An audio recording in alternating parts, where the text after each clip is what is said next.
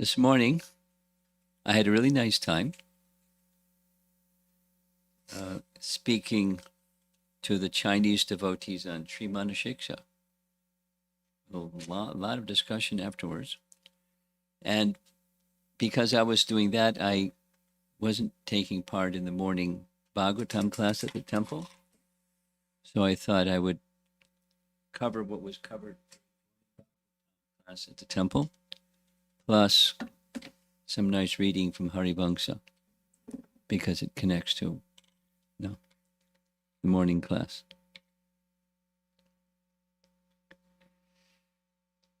So the morning class is covering the topic of Krishna making arrangements for constructing Dwarka. Kalyavana came from the north.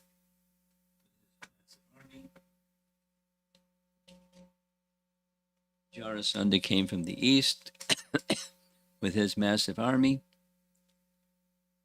And Krishna turned to Balaram and said, members of the Yadu dynasty might be harmed. And so you hold off the folks over here, the two armies, while I go and situate the members of the Yadu dynasty from Mathura, at least most of them, from Mathura to Dwarika. There was a little difficulty. There wasn't a Dwarika yet. So we had to have Dwarika built. And in text 56, Canto 10, chapter 50, text 56, which was the next to the last verse, which I discussed whenever it was, Friday, I guess it was. Jiva Goswami writes, one should see Harivamsa for an elaborate description of the making of Dwarka. Voila. Elaborate description of the making of Dwarka. Now, there's a nice discussion. The part that's here in the commentaries gives the dimensions of Dwarka. It's pretty big.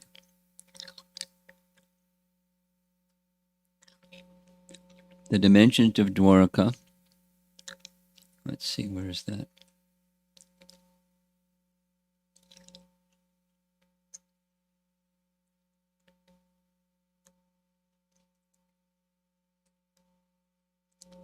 "12 yojanas within the sea. Its outer portion, 18 yojanas. Thus, it was 30 yojanas in diameter. A yojana is 8 miles. 8 times 30. 240, right? Yes, you know that one. You have to ask him. Really? What's 3 times 8? 24.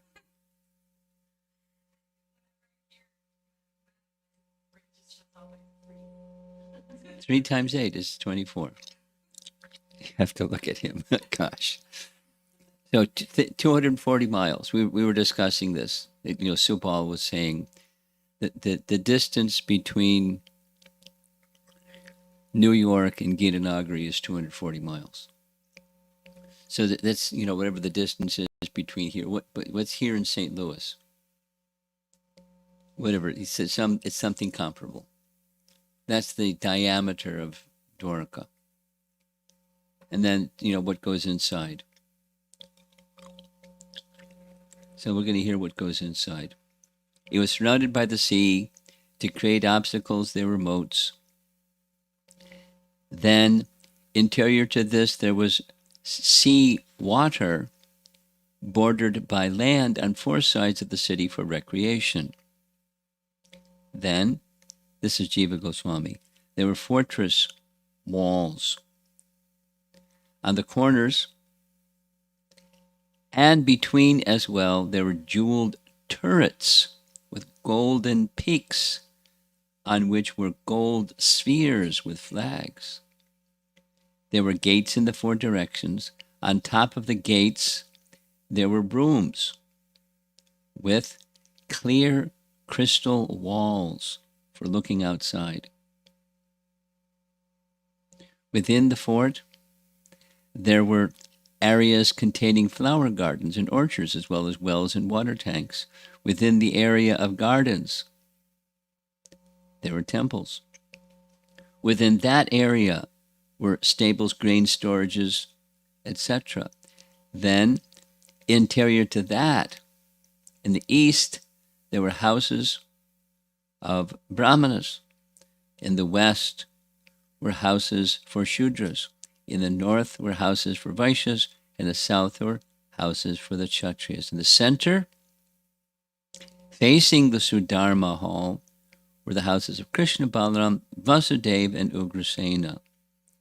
The houses had emerald floors, and on top were turrets with golden pots shining brilliantly. Beginning from the hall, there were roads radiating outwards with side roads. And then Indra brought Sudharma and a Parijata tree. It explains it in a separate place. Krishna brought another kind of Parijata tree by force. Varuna offered horses as swift as the mind, some of which were pure, dark blue, others white. Kubera, treasure of the demigods, gave us 8 mystic treasures. And the rulers of various planets each presented their own opulences. Then comes 56. The Supreme Lord, having come to earth, O king, these demigods now offered him whatever powers of control he had previously delegated to them for the exercise of their particular authority. And Jiva Goswami says, go to Harivamsa for more details. So chapter 690, so Harivamsa Purana is written by Krishna Dvaipayana Vyasa. So chapter 98 is description of Dwarka.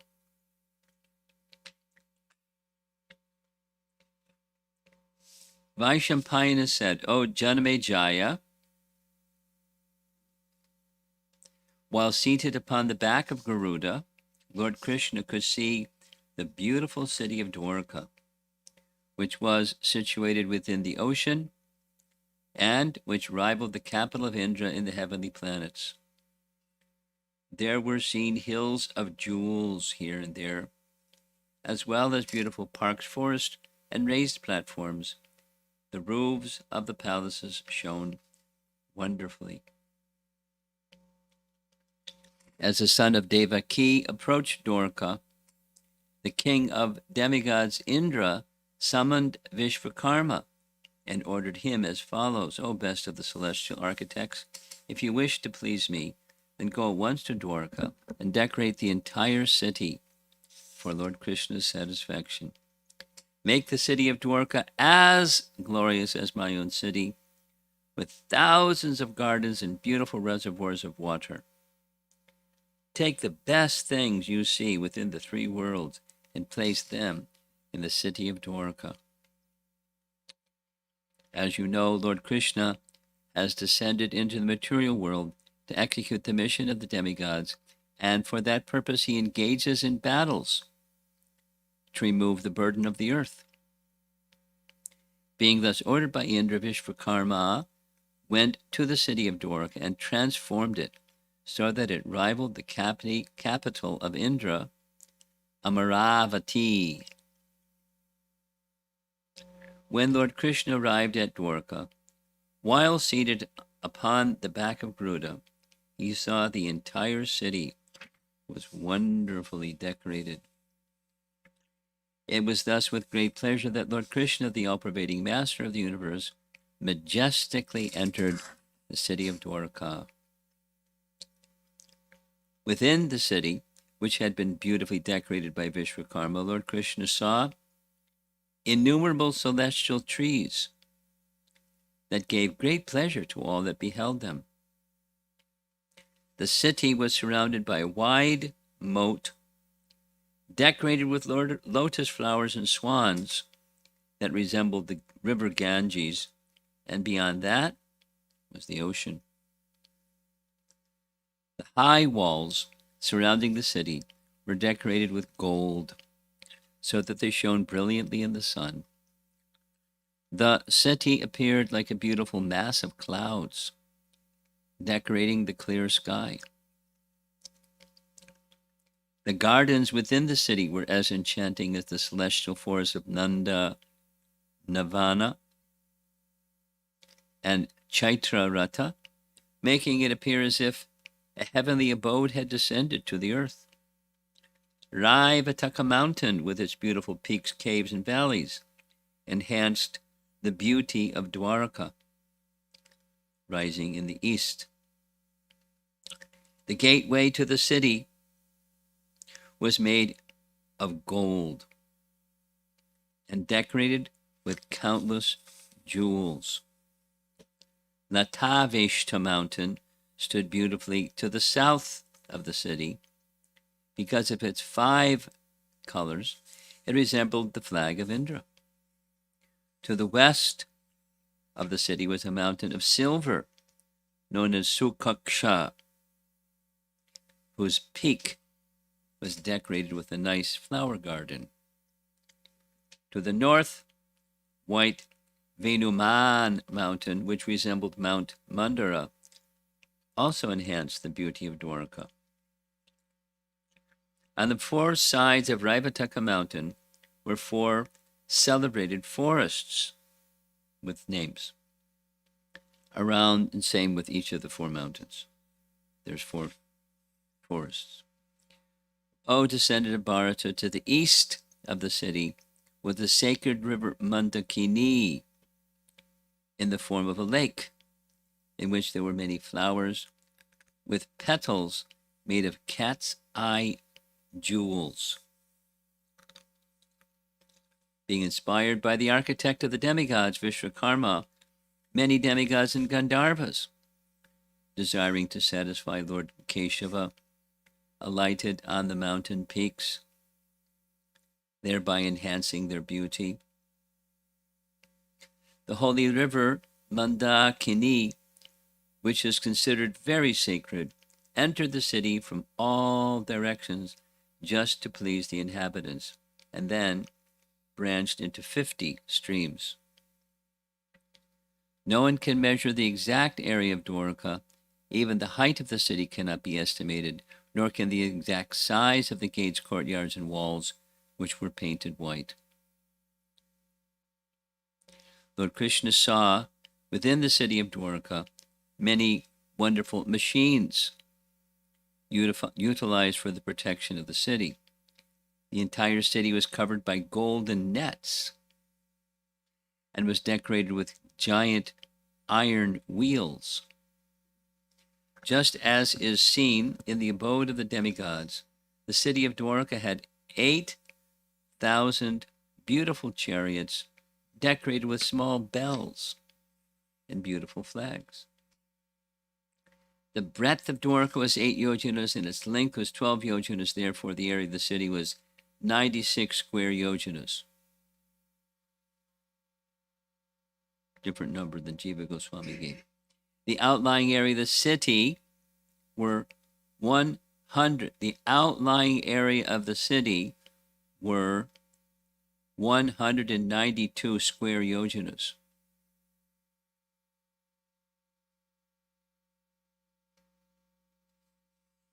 Lord Krishna was very satisfied to see his transcendental abode. There were 8 beautiful highways leading to the city. Within the city were 16 intersections, as well as many small roads and lanes. In this way, the city of Dwarka was laid out according to the design of Shukracharya. The city was so well fortified that even ladies could defend it. And so what to speak of the great warriors of the Vrishni dynasty? There were many open areas where the soldiers could prepare for war. There were 7 major roads that were especially for the military. All of these roads had been constructed by Vishwakarma. When the son of Devaki saw the palaces of the prominent members of the Dasharha dynasty in Dwarika, that best amongst all cities, he felt great satisfaction. These palaces had stairs made of gold and were decorated with costly jewels. Many beautiful flags atop tall poles increased the beauty of the palaces, having gorgeously decorated rooms, expansive courtyards, and meeting halls. In the courtyards of those palaces were beautiful gardens where the trees swayed in the breeze. The domes atop the palaces were adorned with golden pitchers. When they reflected the sunlight, they glittered splendidly. These buildings, which seemed to kiss the sky, appeared like the peaks of Mount Sumeru. The tops of the palaces were expansive and plated with gold, so that they had the appearance of brilliant hills with jeweled peaks and caves. All the buildings of Dwarika were painted 5 different colors. Some of the buildings looked like mountains of gold, and some looked like heaps of flowers because of their colors. The buildings produced a sound like the rumbling of clouds and appeared like colorful mountains. The palaces constructed by Vishwakarma shone brilliantly like blazing fire, and thus seemed to dim the brightness of the sun and moon, and while gazing at them it appeared as if they were drawing golden lines in the sky. The entire city of Dwarka appeared exceedingly charming because of its many forests, its many fortunate heroes of the Dasharha dynasty, and its innumerable palatial buildings. It appeared like the sky, decorated with numerous clouds, where Lord Krishna ruled like Indra and Parjanya. Lord Vasudev's palace, which was constructed by Vishwakarma, was 4 yojanas long and 4 yojanas wide. That's 1 yojana is 8 miles. So 4 times 8 is how many? 32, right? 32. Very good. It's a pretty big palace, 32 miles.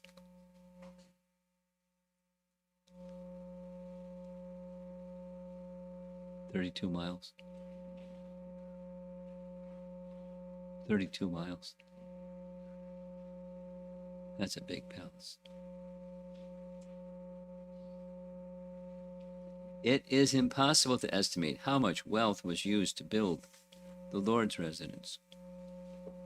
Within the Lord's compound, which was built by the fortunate Vishwakarma by the order of Indra, there are many beautiful palaces and other buildings.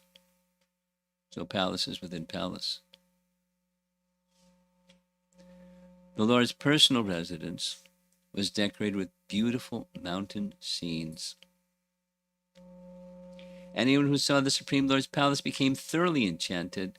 The palace domes were plated with gold so that they resembled the golden peaks of Mount Sumeru. Vishwakarma constructed this palace especially for Queen Rukmini, although they hadn't been married yet. Satyabhama's palace was white and had stairways decorated with valuable jewels. Both palaces were equipped with all kinds of facilities for enjoyment, and their beauty was enhanced by the many colorful flags. Both the exterior and interior of these palaces would assume newer and newer forms at every moment. Queen Jamavati was provided a similarly splendid palace whose effulgence outshone all others. Indeed, that palace shone just like the morning sun and was located between the palaces of Rukmini and Satyabhama. It was also constructed by Vishwakarma and resembled the peak of Mount Kailash. He goes on, giving the names of different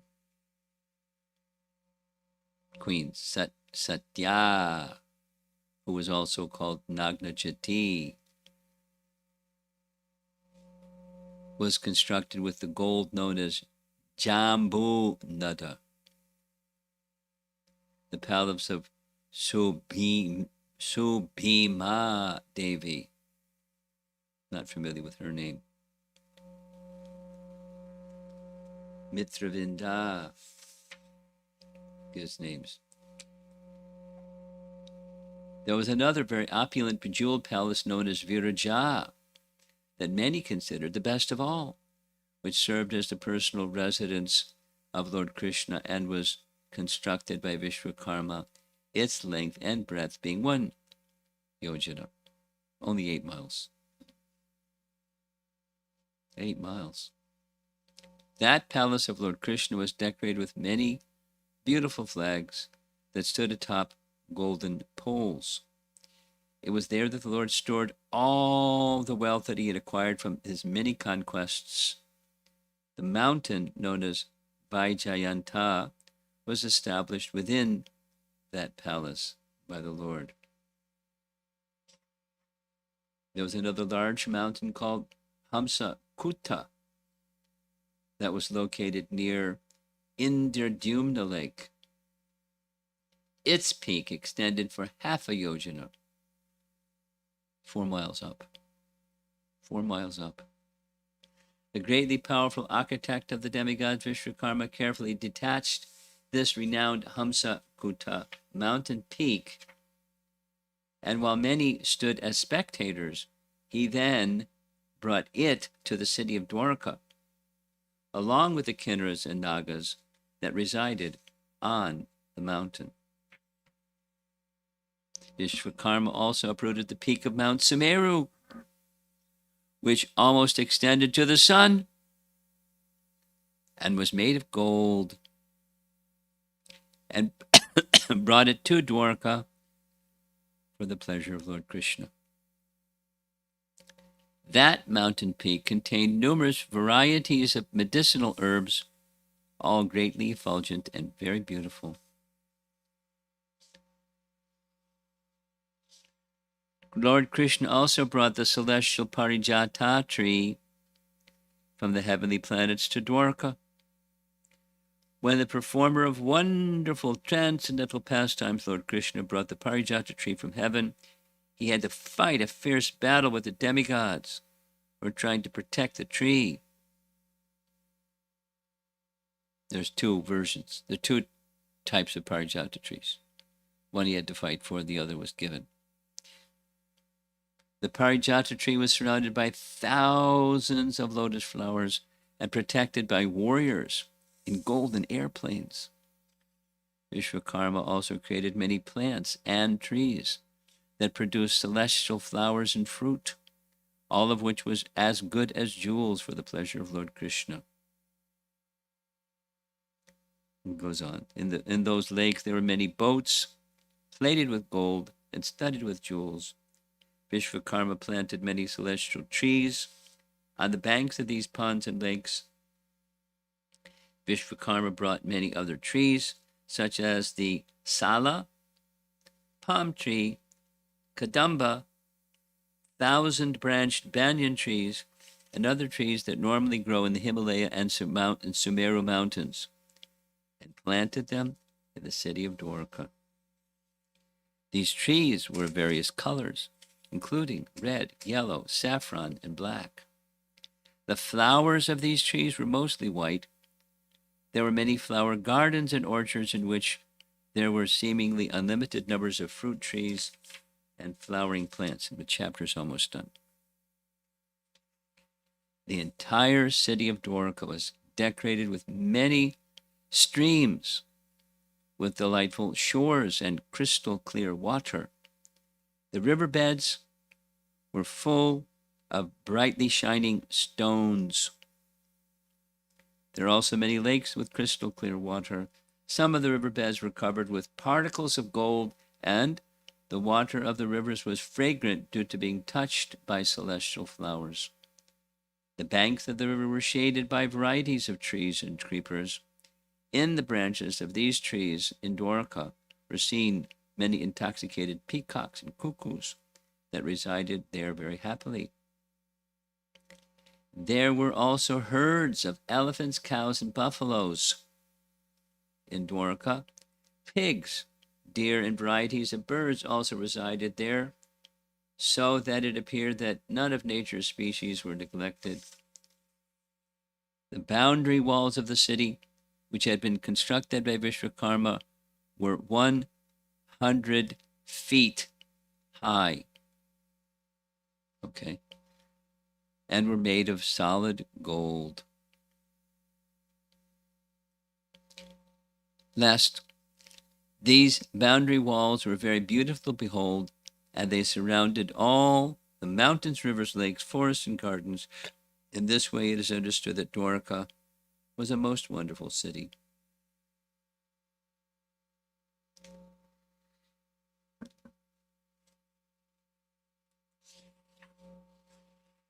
So that was a continuation from text 56. And the verse from this morning's Bhagavatam class was the last verse of the chapter, 57, and then beginning part of the next chapter. The translation for 57 reads, after transporting all his subjects to the new city by the power of his mystic Yogamaya, Lord Krishna consulted with Balaram, who had remained in Mathura to protect it. Then, wearing a garland of lotuses, but bearing no weapons, Lord Krishna went out of Mathura by its main gate. So it was like really quick. He just situated everybody in Dwarka and zoomed right back to Mathura. Doesn't say how much time passed, but pretty fantastic. And this is the BBT purport.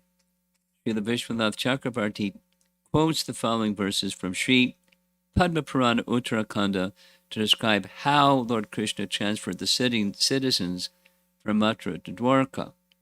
Quote, in the middle of the night, as the citizens of Mathura slept, Lord Janardana suddenly removed them from that city and placed them in Dwarka. When the men awoke, they were all amazed to find themselves, their children, and their wives sitting inside palaces made of gold. Jiva Goswami extends it a little bit. The word Hari indicates that he took them away. Sridhar Swami explains that Lord Krishna told Balaram to protect the people. This means that most of the people had been transferred to Dwarka, and a few remained outside of Mathura. Balaram stayed among them to protect them, or he remained at Krishna's side amidst a protective army. Or, quote, do not worry, the Kaliyavana cannot be killed by the Yadavas. I will have him killed by Muchukunda. You remain here and protect the city, unquote.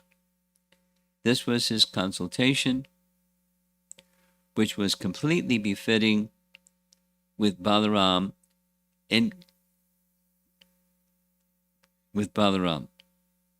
Okay.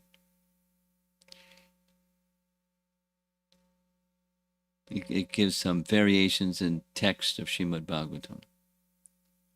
Yoga Prabhavena can also indicate that by his powers, Krishna went to Dwarka to build the city.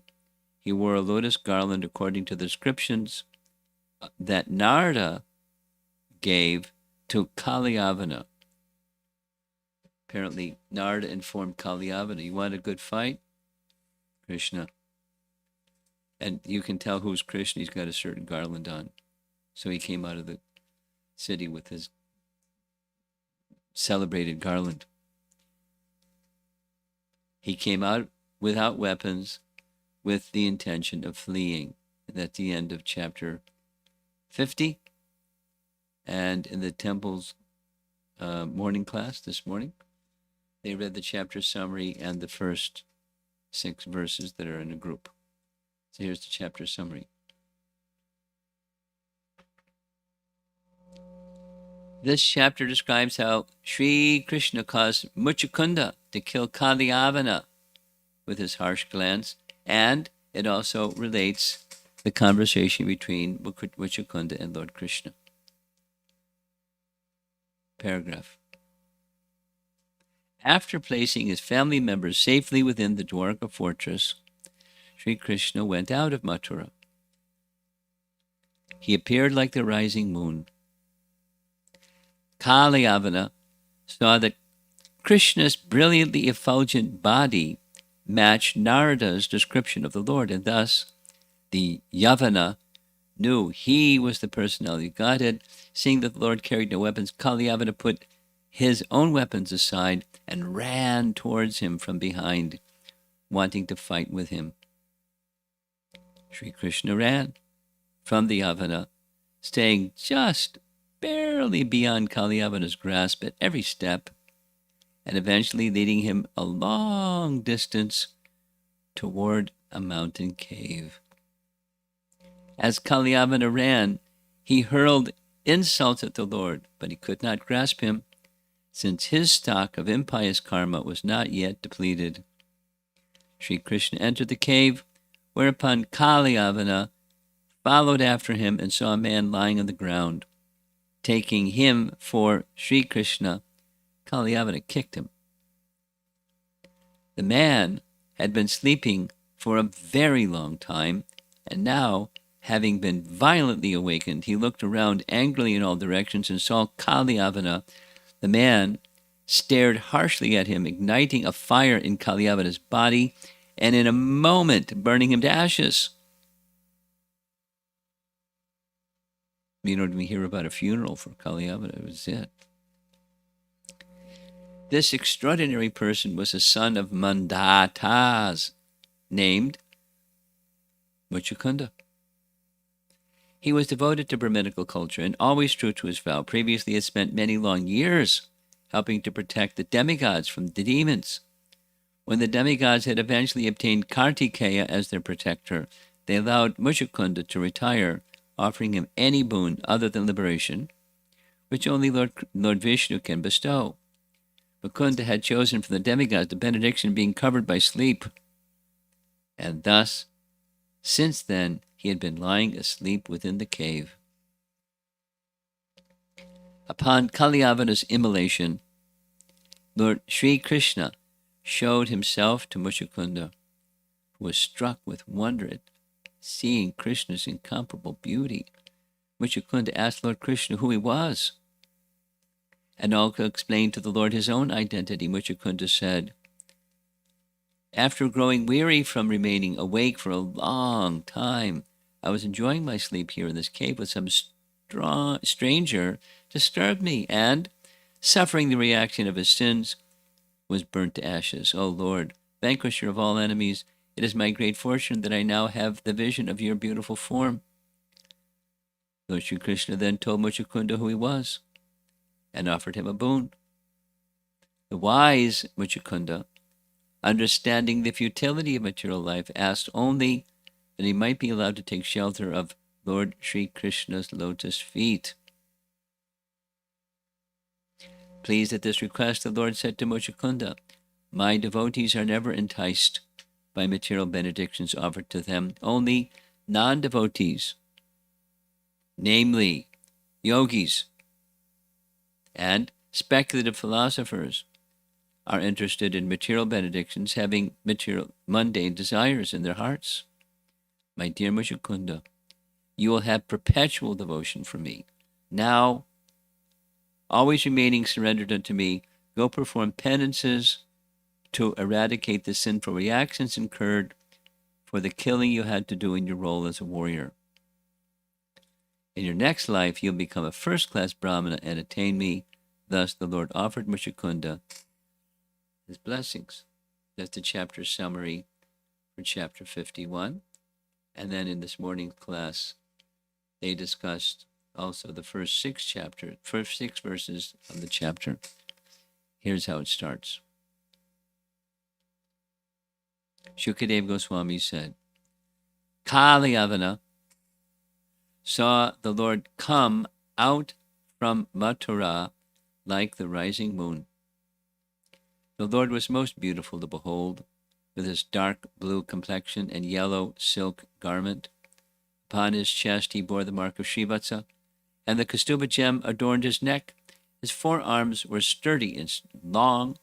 He displayed his ever joyful lotus-like face, with eyes pink like lotuses, beautifully effulgent cheeks, a pristine smile, and glittering shark-shaped earrings. The barbarian thought, this person must indeed be Vasudeva, since he possesses the characteristics Narada mentioned. He is marked as Srivatsa, has forearms, his eyes are like lotuses, he wears a garland of forest flowers, and is extremely handsome. He cannot be anyone else. Since he goes on foot and unarmed, I will fight him without weapons. Resolving thus, he ran after the Lord, who turned back and ran away. Kalyavana hoped to catch Lord Krishna, though great mystic yogis cannot attain him. And the BBT purport is short. Although Kalyavana was seeing Lord Krishna with his own eyes, he could not adequately appreciate the beautiful Lord. Thus, instead of worshipping Krishna, he attacked him. Similarly, it's not uncommon for modern men to attack Krishna in the name of philosophy or law and order and even religion.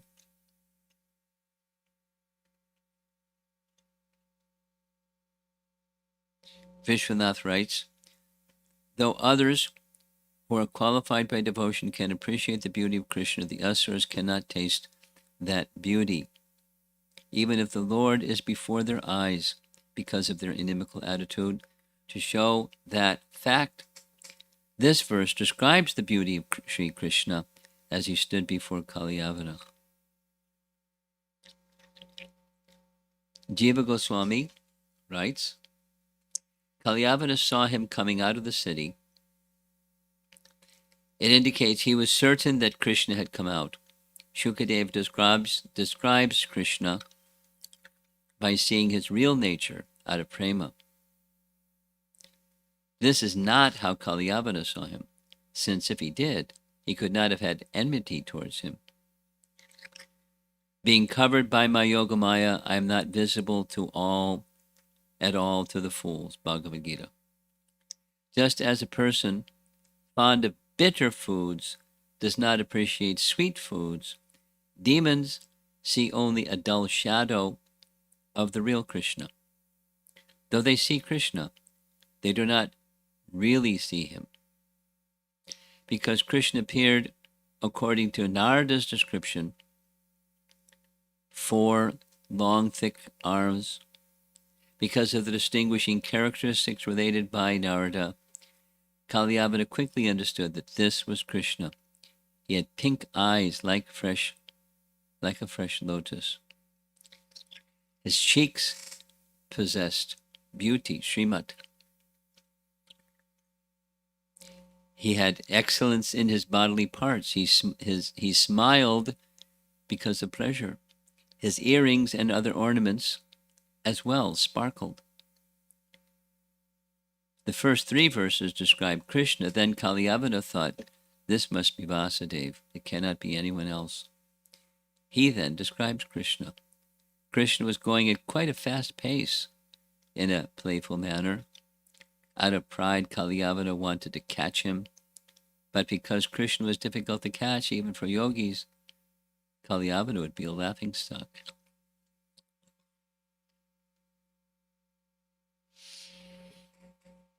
And the last is Sanatan Goswami, 2 paragraphs. Narada, having always seen the 4-armed form, described this to Kalyavana. Thus, he saw Krishna in his form now. His eyes were red, like fresh lotuses. All implied, his eyes were wide and expressed happiness, since these are constant qualities of his eyes. He was ever joyful, and thus endowed with all beauty. Beautiful cheeks, smile, and lotus face. This person must be the son of Vasudeva with extraordinary qualities like the Srivatsa mark. He was most beautiful with the lotus garland extending to his feet. He recognized the Lord by what Narada had described. He thought, it cannot be anyone else. He then decided, since he has no weapons, I will also fight without weapons. Krishna was walking slightly fast and casually. He wanted to catch Krishna out of pride, and because he thought he could do it, he pursued Krishna on foot, though Krishna could not be caught by yogis. This describes the demon's foolishness. So that's just a cover for what happened this morning, because I'm supposed to give the next morning class, starting with text 7. And there's a whole other chapter following the one we just read from Harivamsa of more about what's in Dwarika, but I think I'll skip it. It's not too long.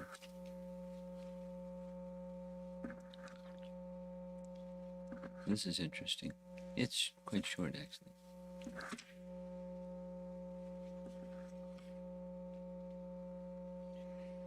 Yeah. So Krishna's entered his palace. That's one chapter. Krishna greets his elders and enters the assembly hall. Narada glorifies Krishna in the assembly of the Yadavas. This is stuff that happens later. That's a long chapter.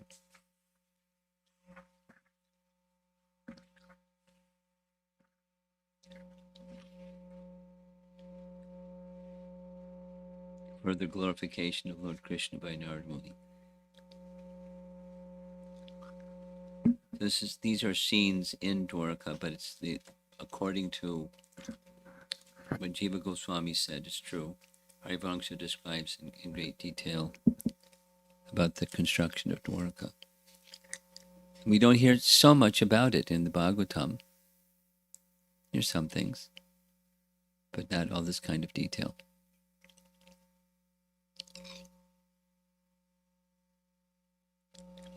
The focus is going to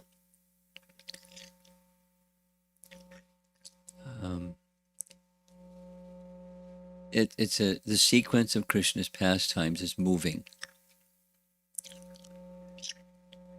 Mathura to Gokul, Gokul to Vrindavan, Vrindavan to Mathura, Mathura for some time. It's not clear.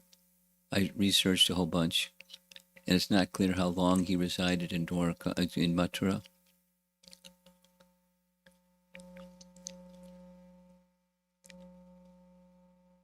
Something like 25 years.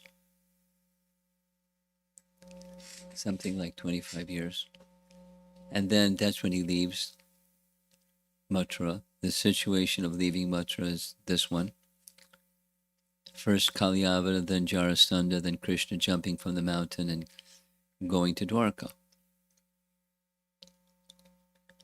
But Dwarka had been built in a jiffy, and most of the residents of Yadu dynasty were located there in the manner we just heard.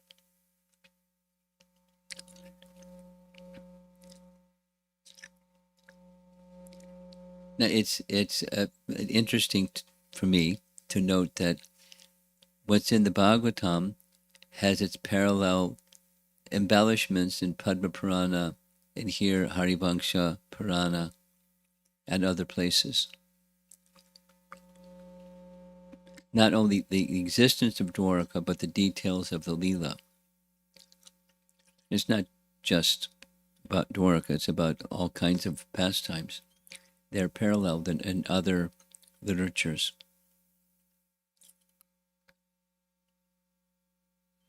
Now, hearing these descriptions,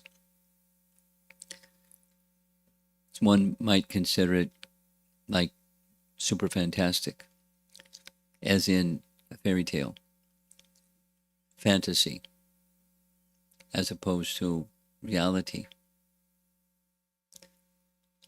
And a reasonable approach would be,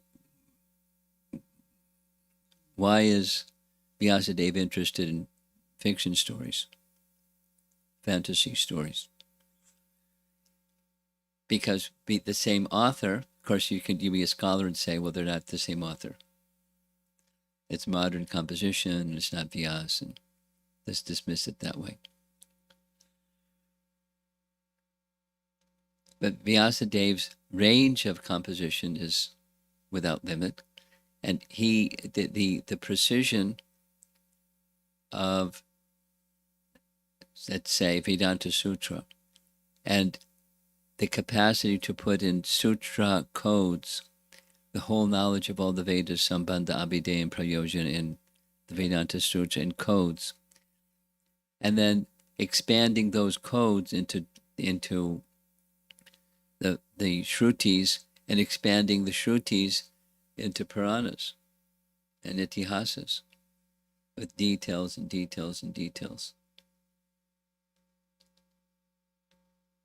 Sariputta, I learned a lot from Sariputta.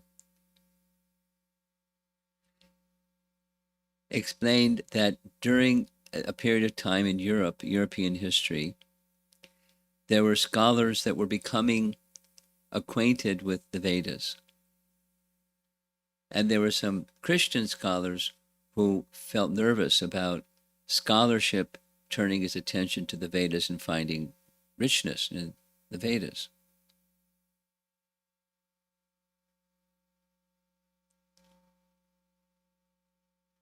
And so there was another wave of scholarship that were from the Christian group that said, humbug. And the way that we can prove that it's humbug is the parts of the Vedas, the parts of the Puranas particularly, that speak about things that are measurable. And there are two things they said that are measurable. One is astronomy, or Vedic cosmology. And after time, Vedic cosmology is going to, as science evolves and becomes more and more and more and more and more firm, then it'll just debunk this whole thing about cosmology. And then the other thing was evolution, or the unfolding of the species and likenesses of the species. Anthropology. And it's for that reason that Dhruta spent so much time, as he considers himself a student of Sariputta. And what's he call it? What's the title of Dhruta book? Forbidden Archaeology. Forbidden Archaeology. The archaeological findings. When there were anomalies in archaeology, like the dating of things, for example, it would just be tucked away and not published. Put in the back parts of museums. In the front parts of museums, they showed other stuff. So anyway, big, thick book, and Forbidden Archaeology. So archaeology and cosmology. And therefore the Temple of Vedic Planetarium is a big deal. To put the foot in the ground and say, this is Vedic cosmology. Now, my understanding from those that have had interaction with Antardweep, who is in charge of the TOVP, is their attempt is not to correlate the Western astronomy and Vedic astronomy. Their assignment, as they see it, is to present very clearly a depiction of Vedic astronomy or Vedic cosmology, and to try to make that correlation. My understanding is there's many, endless speculations or writings that are very creative, and trying to make the correlationship between empirical science, Western empirical science or modern empirical science, and Vedic cosmology. So the team headed by Antardweep has decided we're not going to go there. Our mandate is what's Vedic cosmology. So that people that know Vedic cosmology can say, these guys, they know Vedic cosmology. It represents Vedic cosmology. Let people do whatever they're going to do. Just like let people do whatever they're going to do about Krishna's pastimes. And say it's fiction and so many things they may say.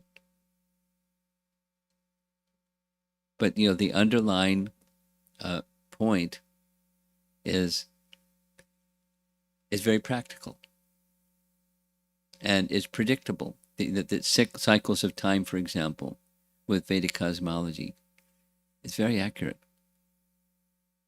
And it's not just new accurate, it's forever accurate. It's with precision. So then it's very important to know with precision things.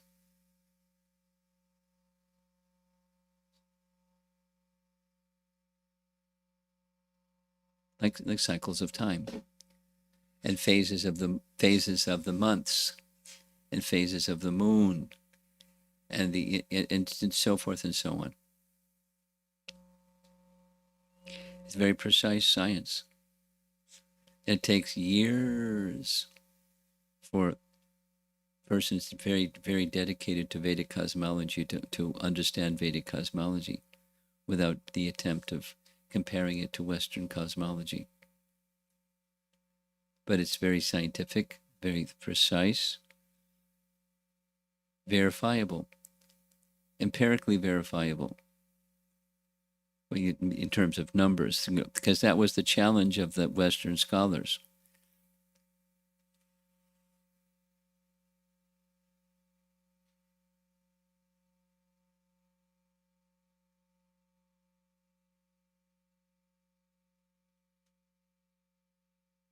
Anyway, back to Krishna entering from Mathura out into the place where Kalyavana's army, the size of Kalyavana's army is described elsewhere. I forget the number, but it's like multi-millions of soldiers. And they're very powerful, and he's the leader of the very powerful soldiers. But he was taking it upon himself to finish Krishna, not leave it up to his armies.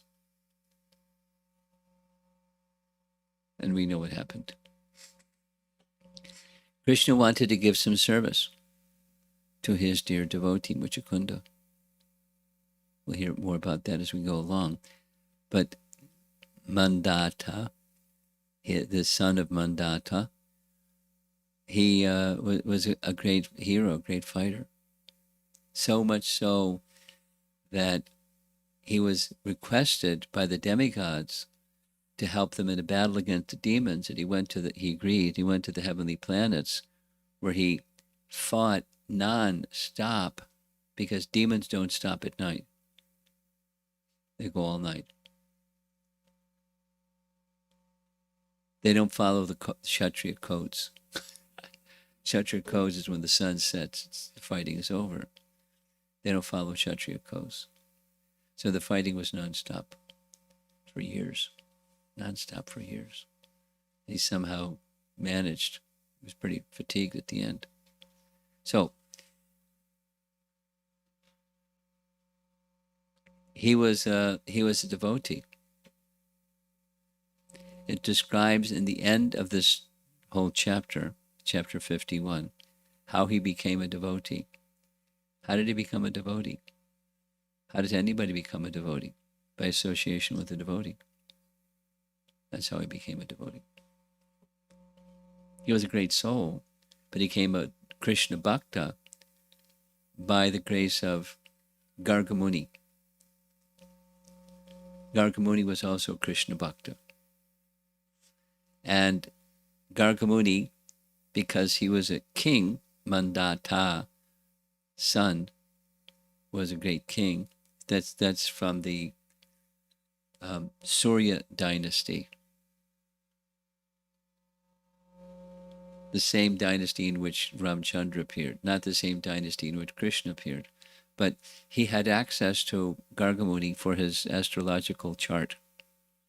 So Gargamuni did his astrological chart and told him that one day he would see the personality of Godhead face to face. One day. So knowing that he would one day see Krishna, he was absorbed in thought of Krishna, not even knowing what he looked like, other than some descriptions. He was always, looking for Krishna. So Krishna came, knowing that he was his devotee. Krishna came and showed himself. Although he didn't recognize Krishna right away, he asked him, "Who are you? You appear effulgent, you appear this, and you appear that. You must be a great personality. Who are you?" And Krishna told him exactly who he was. "And you've been my devotee for a long, long time, and here I am.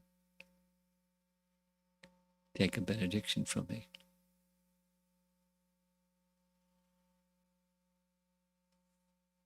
So we'll hear more about that as we go along.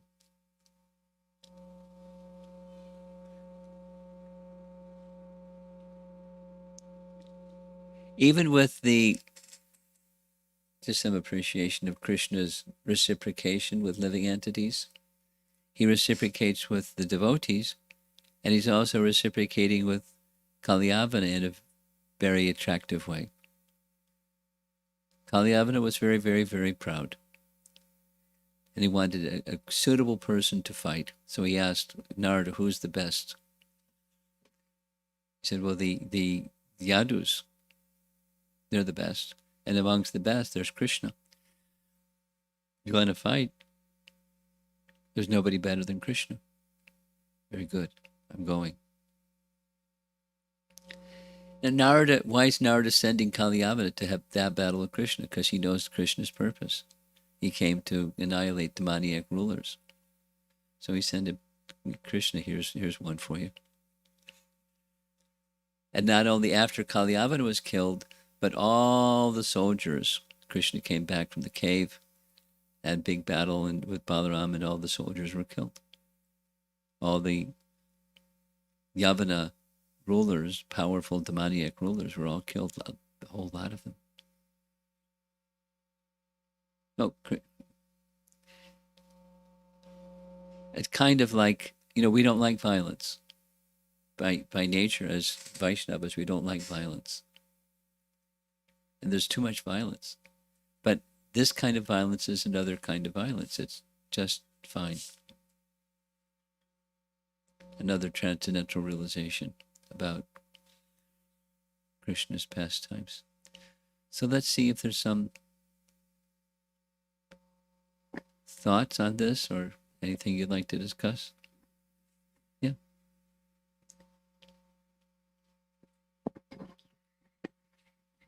Hare Krishna Maharaj.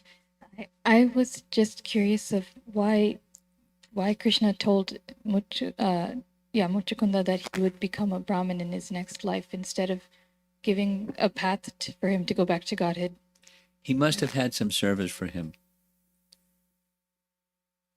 It doesn't specify, but he must have had some service for him. Because he's very dear to him. He wants him to be with he wants to be with Krishna, and Krishna wants him to be with him. So some service. Doesn't specify. It was just reminding me of I think when the devotees used to go on Sankirtan in India, and then people would bless them to become Brahmins in their next life. Not the same. Not the same. Not the same. Anything else?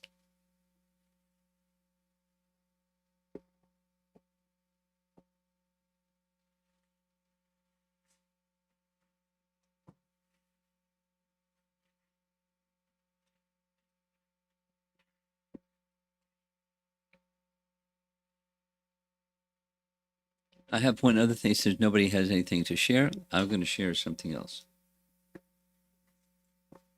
I just received today a very nice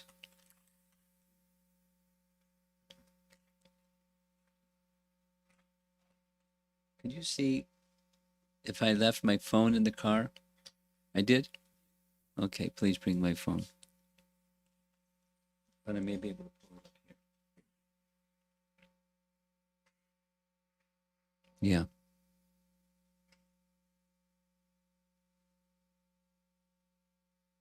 Yeah, here we go. This is a very nice offering, Vyasa Puja offering in Prabhupada's Vyasa Puja book by a disciple of Prabhupada named Amayatma. And Amayatma is telling a story in his Vyasa Puja offering of his wife's departure from this world. And the essence of it is, just by following Srila Prabhupada's very simple program, his very simple wife went back to Godhead. It's very heart-touching. It has been 46 long years since I last saw you in person in 1976. You never made it back to Los Angeles in 1977. And I was not able to come to India to see you again. For 41 of those years, I had a friend, a partner, my wife, who also left this world this year, and in an auspicious way. She had kidney disease, then congestive heart failure due to high blood pressure. In the last month, she knew she would be leaving soon. In her last days, she hadn't slept for 36 hours. Then finally, she fell asleep. After 18 hours, I tapped her on her shoulder, and she immediately woke up, saying, "Radha, Radha." I had never heard her call out to Radha like that before.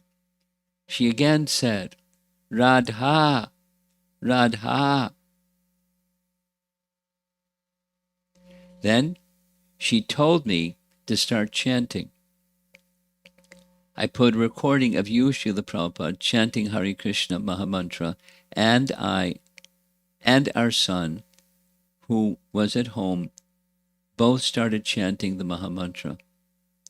She asked for her Jagannath deity, and I placed him next to her. I put fresh tilak on her and placed a tulsi leaf in her mouth, and she left this world very peacefully. No struggle. She just stopped breathing.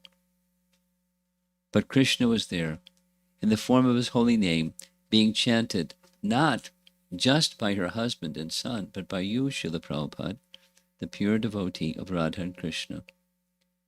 What was more auspicious, in my view, was that when I woke her up and she called out for Radha, Radha, I knew right then she was already on her way back home.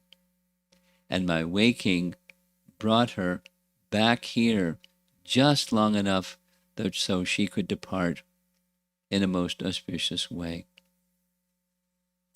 Then, a week after she left, she appeared in my dream, where she gave me a message and asked that I tell others. The message she wanted me to tell is this. She was a simple devotee. She never held any position, nor was in charge of any projects, yet she wanted not just me, but others to know that she is being taken back home, back to Godhead. She wanted me to tell everyone that the program you had taught us, Srila Prabhupada, works. As we have, all we have to do is follow the simple program that you have so kindly given us. Just chant our 16 rounds daily, read your books, and render service to Krishna in the form of his deity. To render service to you. Srila Prabhupada, Krishna's pure devotee. We don't have to become a big, important devotee. We don't have to be in charge of this or that, or have followers, or be famous. If that becomes our service to you and Krishna, then we may carry it out the same as we clean the temple floor or wash Krishna's pots. We just do whatever service you and Krishna give us in a humble and devotional mood. And that is the most important part, the devotional mood. Even if we are not able to render physical service, our mood must always be of devotion to Krishna. Paragraph. This was the message that she asked me to relay to others, that your teachings work. Srila Prabhupada, all we have to do is follow what you have taught us, and regardless of who we are, regardless even if we have no important position, we will be earning our ticket to go back home, back to Godhead, where we can serve you and Radha Krishna directly. So I've decided to make this message as my offering to you this year, to tell others of what my wife told me, that your teachings work, Srila Prabhupada. All we have to do is follow what you have given us. There is no way we can thank you for what you have given us, the way out of this miserable samsara of this material world, from the lowest planet to the highest. It is all a place of misery wherein repeated birth and death take place. We are now bound up, birth after endless birth, death after death, and we are bound to this place of birth, death, old age, and disease. As you told us, Srila Prabhupada, this material world is no place for a gentleman. We must just do our business and get out. And you have shown us the path. You have given us the map. Your teachings and books shed the full brilliance of 1,000 suns lighting up this path. All we have to do is follow you. Follow what you have taught us, and our great escape from this endless cycle of birth and death are guaranteed. Even for us small, unimportant, common devotees who have no important social position, your teachings work for everyone. Thank you very much. Aspiring to be your worthy and humble servant, Amiyatma Das. Fantastic, huh? I forwarded that to you? Did I forward that to you? It's pretty nice. I like it. What's that? Oh, Guru Maharaj, may I kindly know if the Gargamuni that Muchukunda associated with is the same Gargamuni that named Krishna in Nanda Maharaj's, at Nanda Maharaj's place. Well, wasn't it? It was in a cowshed. But my, Probably, but I'm not sure.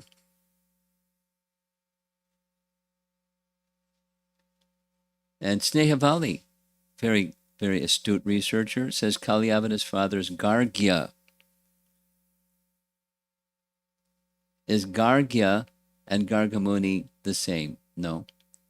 If yes, then why Gargamuni, on being insulted by his family members, performed austerities to have a son which would trouble the Yadus?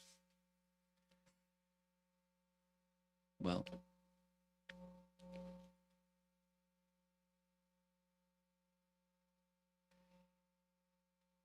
Kalyavana was born as a result of Gargya's undergoing austerities and getting this, arrangement so that Kalyavana could be his son to trouble the Yadus, which he did. And why? It's a, the why to all these things is there's a plan of Krishna, and Krishna was fulfilling his plan through Gargamuni.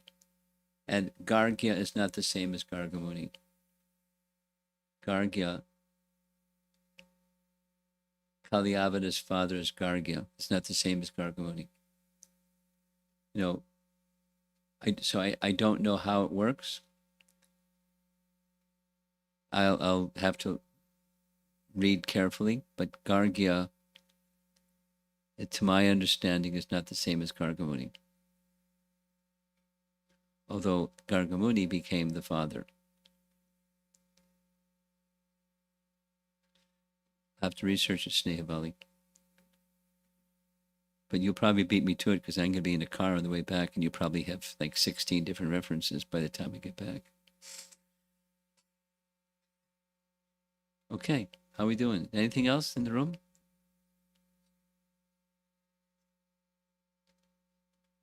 That's it. Okay, thank you very much. Srila Prabhupada Ki Jai.